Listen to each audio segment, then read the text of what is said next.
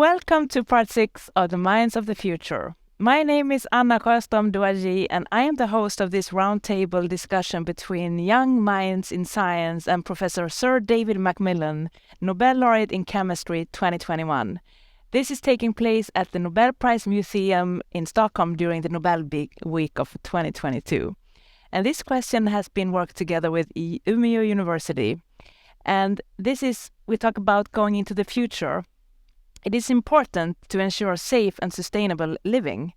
Infrastructure construction is one of the main emitters of greenhouse gases, accounting for approximately 1/3 of total emissions globally.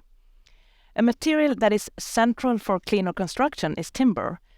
Forests have a huge capacity to sequester carbon dioxide, and photosynthesis is one of the few processes that can counteract carbon dioxide emissions and also remove it from the atmosphere. Using wood as a construction material can be a design strategy that can reduce the carbon dioxide emissions substantially. Some studies even suggesting the reductions in global warming potential of 60%. So although timber has a great potential for reducing CO2 emissions, it is not a flawless material. Harvesting wood unsuitably degrades soil and important land sinks, and it can also cause reduction in biodiversity.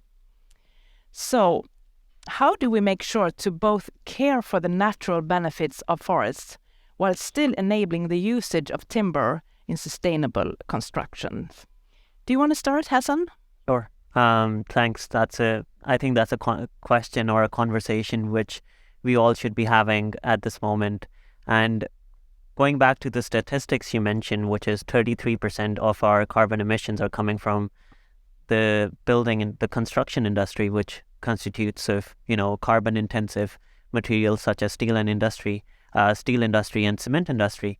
So if we look at how the urban sprawling is going on, it is expected that by 2050 around 80%, 70 to 80% of the population would live in urban cities. And to keep up with that, we would need cities which are sustainable, which are which can fit in that much population. Second, they can also they're not carbon intensive. The new buildings are not carbon intensive. And the conversation comes in, how do we make our cities more carbon neutral or carbon zero? So timber, as you mentioned, is one of the materials which is not something which hasn't been used historically. It's something which has been used specifically in European countries, in Canada, Northern America, and it's something which can be kind of retrofitted into our current buildings.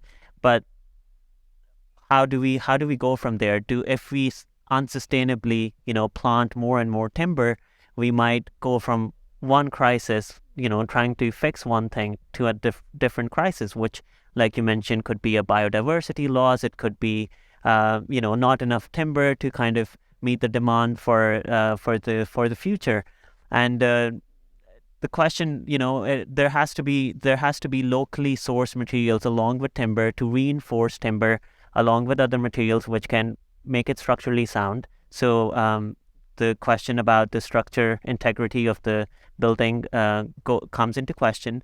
Second, we can also think about how the end of life of this timber, material is, because timber we need to consider that timber is basically storing carbon, and if this material or the building which is made from timber is not going to sustain for a longer period of time, we might end up, incinerating the timber structure or whatever, which is basically going to, release more carbon. So this is something which I think, in short, I would just trying to say that timber could be something which could be used in the future. We could retrofit our current buildings. We could start building new buildings which include locally sourced carbon neutral materials or timber, for example, and go on from there. Thank you. Jordan, do you want to develop more this discussion? Yeah. Sure.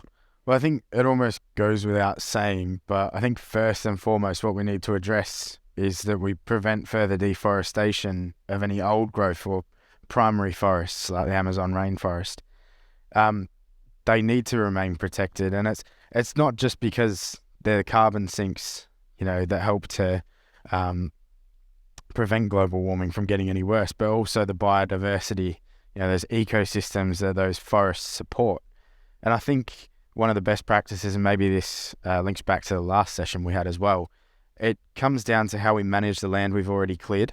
So if we can prevent the further clearing of land and manage the land that we've already cleared better, through the methods we discussed for farming, one that didn't come up could also be through the use of genetically modified crops. I know that's a little bit taboo for some people, but I can almost guarantee that everyone at the table has at least consumed or, used them for something without even realizing. And through the use, like better land practices, we could, instead of having such large areas devoted to farming, potentially we can have larger areas devoted to secondary forests. So instead of having to clear all these primary forests, we can have more land devoted to secondary forests, and they don't have to all be for just tree culling as well. You can have some secondary forests that help with regeneration of some of the primary forests as well. But I think we have to think about how we use the land we've already cleared. We just can't afford to keep clearing any more land. It's irresponsible to the planet. Yeah, and these questions are really related on GMOs and then farming and then where to put the forest. Ishan, do you? Yeah, just to build off Jordan's point, I think if we are going to use timber as a sustainable building material, we need to manage how we harvest it from this already really strained resource of forests around the globe. And so some of the techniques we had mentioned in previous discussions can already be used, like machine learning of satellite images can be used to monitor cutting forestry practices and actually seek out illegal or unsustainable clear cutting of forests. And hydroponics can be used to take some of the strain off of land use for agriculture, so that can be forests can be used for harvesting timber or just as carbon sinks and habitats for biodiversity. But I think an important point when we're talking about deforestation and using timber as a resource is recognizing who is affected most by deforestation in terms of humans. And a lot of the deforestation is happening in the global south, around Malawi, Indonesia, Central and Southern Africa, and also around the Amazon. And the effects of clear-cutting forests and the reasons that are driving them are often related to poverty. So in these areas, other construction materials that we conventionally use are too expensive, and timber is a cheap alternative. We also lose a lot of forests here due to cash crops that are needed by locals to survive economically, where other economic opportunities aren't available. So in moving forward with these policies, we have to consider not only new science, but how we apply our new sustainable technologies in a just way so that everyone is able to benefit from them, especially the people who are at the frontier of what the climate crisis and our overexploitation of the Earth's resources, its harm, and how we can protect them from that.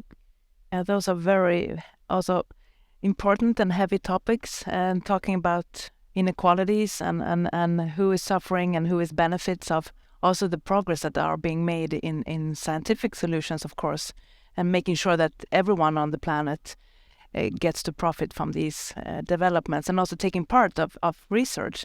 I think that is a very also important question when you recruit both researchers to your lab or to good research environments in general. The need for diversity and inclusiveness, both from regions, but also gender, and also to get different inputs. How do you reason when you recruit people to your lab? Yeah, no, that's a very important, very critical question. I mean, one part I would say is that any academic that's had any success will tell you that the diversity of their lab will drive the success of the lab. And if anyone says otherwise, they're not being truthful. It is remarkable how you can bring people of different demographics, gender, any cultural basis, socio-demographic background. You bring as many different people into a lab, and it's the diversity of that lab that will, in and of itself, drive innovation. And it really does work. And the other way I can sort of point to this is if you talk to any academics right now who will tell you that because of the pandemic, because of COVID, it really closed down, for example, cultural diversities in labs because people could not move around the world.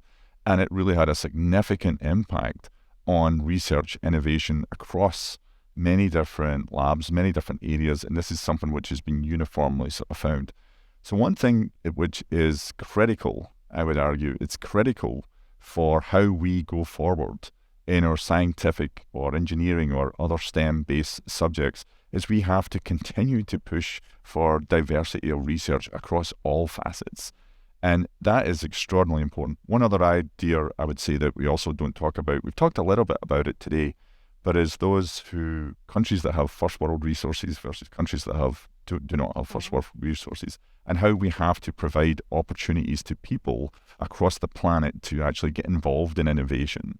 That is not something that we have been particularly good at in science or STEM broadly, and it's something that we have to do. It's sort of democratizing science or democratizing innovation, and we have to do that if we're going to get the benefit out of the human race as it currently exists. We have to think about that. Yeah.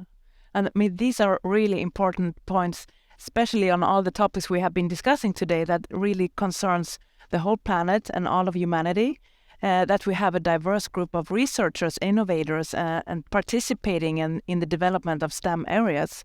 And for all of you who are listening, I think it's also very both important but also a lot of fun to say that research is one of the most internationally endeavor that you can do. It's not sitting on your own, but you actually get friends from all over the world. You can talk to anyone from anywhere because you are so fond of the same problem, so that you can actually discuss with anyone regardless of cultural barriers or languages or anything, which is fantastic as a science, as a unifier also, I think. But and I think also that is very much what I like about the Nobel Prize, with having both the science and the Peace Prize and the spectrum of also humanism, which covers everything. But nature is also then like a role model. Nature and the planet is always there, and we people, we are doing crazy things, and we are exploring this planet as we now want, as the species that have maybe have most impact on the planet. But how important is nature? What would you say, Hector, as an inspiration for research or in general when you look at nature compared to then STEM and innovation that you often see most as something diverse almost from nature?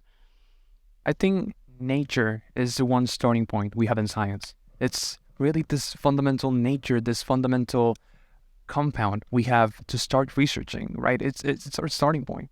If we're referring to research as this human endeavor to learn, to solve problems, then research is really the human project, right? A scientific civilization. So we look at nature, and nature is our starting point. It's our ground zero, right? So just picture a stone. The way you carve that stone, it can evolve into a stone tool, right? And then you can use these tools to further cultivate your environment, from architecture to mining to this potentially infinite array of opportunities, array of progress that you can accomplish. And I mean, when you're asking me about nature and how we can use this as an inspiration, I think about biology. I think about evolution, right? About how homogeneity in an ecosystem is dangerous, right? We need diversity. And it's not only a social topic, but we see it in organisms and how this diversity of functions, of genes, is truly indispensable for sustainability, right? For this progress to increase our chances of survival. I see chemistry and I look at compounds, atoms, and how we really have this amazing collection of building blocks that we can manipulate at will, right? That we can potentially use to create a lot of compounds, a lot of solutions, a lot of catalysis to our current problems. So it's not a matter of whether we should look at nature for inspiration. Nature is inspiration. It's the one thing we have in this ever-changing world with so many variables. Nature is the one constant we have to start researching and to just drive this human scientific civilization. So STEM is really about trying to explain nature almost. Nature is always there. But David, I'm very curious, because when you got your Nobel Prize, that was something when I heard about it and learned more about it, was like, oh, feels that wasn't this already discovered, sort of, because nature was so present there. Was nature a part of your, like, when you how did you come with the idea? Like, did we steal it from nature? Yeah. In a way, yes. Yeah. No, it was interesting. It was what we did was we found that small organic molecules, and as humans, we're all built of small organic molecules. The small organic molecules could do catalysis in a way. Nature actually uses big enzymes and other things.